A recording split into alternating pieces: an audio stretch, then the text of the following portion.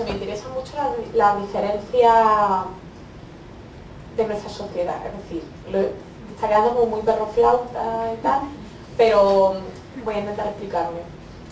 Me interesa mucho como dentro de una misma clase social o de una posición económica, social, etcétera, similar. Hay brechas según el origen, según la educación, y eso, por ejemplo, en la novela aparece en el sentido en que todos los protagonistas son muy humildes, el ambiente es rural, además es muy determinado porque transcurre en la Andalucía del verano del 92, además, que bueno, en Andalucía hubo un antes y un después del verano del año 92, porque se invirtió un montón de dinero en Sevilla y en las provincias cercanas, se mejoraron mucho las comunicaciones de muchas provincias, pero esto aisló a otras provincias, ¿no? Por ejemplo, hoy todavía, 17 años después del 92, llegar de Huelva a Almería es prácticamente imposible, no sé, creo que tienes que ir de Huelva a Sevilla, que son como 2 horas, tienes que esperar, después un tren como de 5 o 6 horas, y estamos hablando de la misma región, ¿no? Entonces, en la novela está expresado así, más o menos, espero que mejor, pero lo que me interesa es eso, y en poesía en realidad tampoco lo tengo muy claro. En poesía, pues no lo sé, pero bueno, en narrativa más o menos me interesa eso. También me interesa el miedo a lo desconocido, no a lo de, no sé, ha quedado como muy bien, ¿no? Pero me interesa el miedo a lo que de repente nosotros tenemos una vida y de repente llega algo que no conocemos, o sea, que no conocemos, que es extraño, que no nos esperamos y rompe esa monotonía nuestra, rompe esa calma. Entonces me interesan esos elementos extraños. Casi me gusta más no saber a dónde voy a ir, ¿no? Y a dónde quiero llegar. Porque lo de tener una meta sí que me angustiaría, tener demasiado claro lo que quiero, yo creo que me presionaría y me acabaría frustrando. Pero sí que me siento cómoda, una manera de decir, que es en ese híbrido que surgió casi por casualidad, por la inseguridad de las dos fórmulas, de las dos formas diferentes. Sí que me reconozco cómoda en esa forma de contar y de retratar lo que me interesa. Y en cuanto a lo que me interesa, pues bueno, algo obvio, ¿no?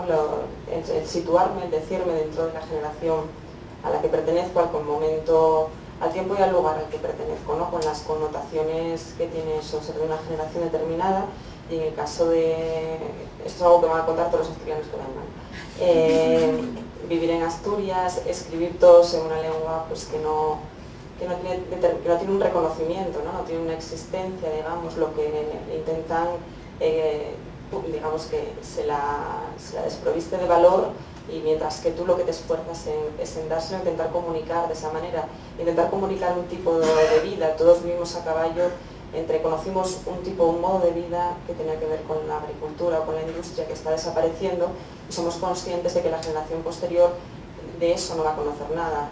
De la lengua va a conocer poco, pero seguramente de su origen tampoco va a conocer nada.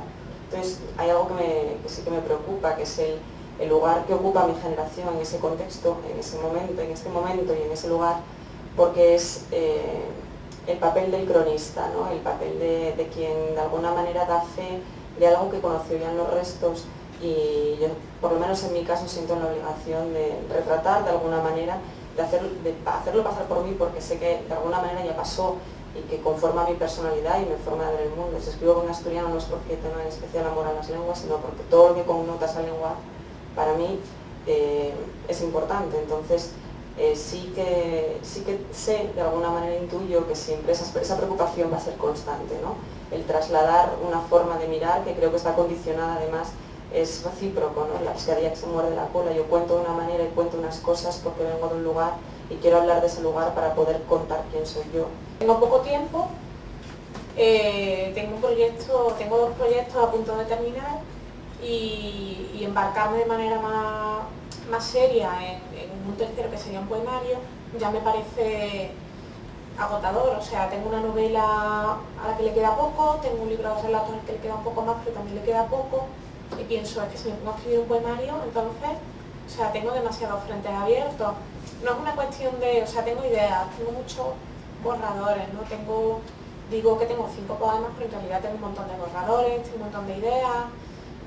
No tengo muy claro de qué hablaría ese libro de poemas, pero creo que si me planteara, o sea, si me pusiera, si me sentara, si pensara, etcétera, etcétera, sí que lo sacaría en claro. O sea, que yo creo que para mí es una cuestión de tiempo. O sea, tengo otros proyectos que quiero cerrar y que imagino que cuando los cierre, por lo menos ya los tenga a puntito de acabar, pues sí que me pondré con un poemario. Pero es verdad, por ejemplo, además que, o sea, si dándote la razón en cierto modo, yo creo que cuando antes para mí escribir poemas era mucho más, casi más visceral, más necesario quizás, es decir, cuando en la época de mi primer bikini, los años posteriores, hasta poco antes de terminar Tara, sí que escribía mucho más, aunque tuviera mil cosas que hacer, aunque tuviera mucho trabajo, aunque continuara escribiendo un relato, pero sí que escribía poemas de otra manera. Y a lo mejor incluso pues sí que es cierto, de manera más osada, ¿no? Más atrevida, sin tener miedo a, pues no sé, a escribir poemas malísimos, sino por la necesidad de escribir.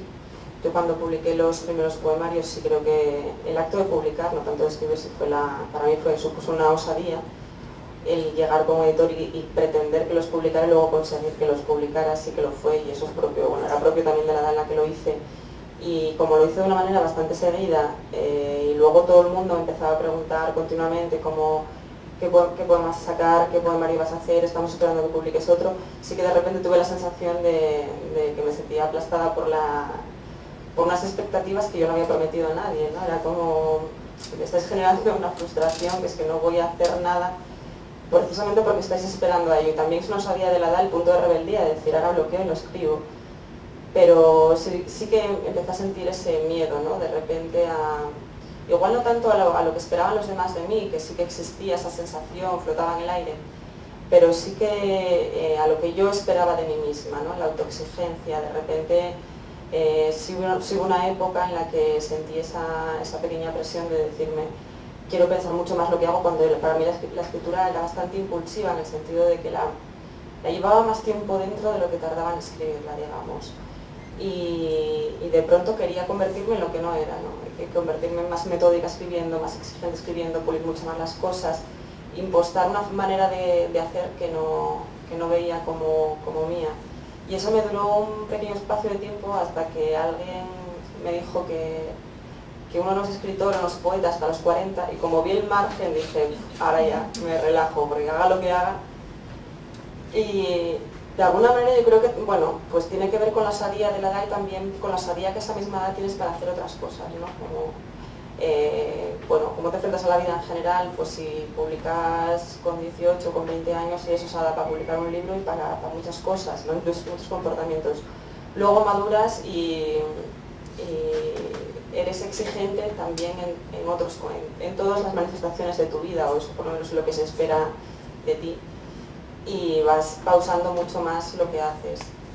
Pero yo creo que pasa con la narrativa, igual por eso también el respeto del que hablábamos a la hora de escribir o publicar, como con la poesía, ¿no? Que la prudencia yo creo que la vas ganando un poco con los años y con la experimentación, y con que de vez en cuando también está bien dar bochornas de cosas que publicaste, y es una lección de madurez importante, no tanto para mirar con lupa hasta el punto de autocensurarte, bloquearte y negar la escritura, pero sí por lo menos para bueno, ser consciente de lo que buscas de ti misma, lo que quieres enseñar, y que no valga todo, ¿no? Como te plantearías a lo mejor con 17 años.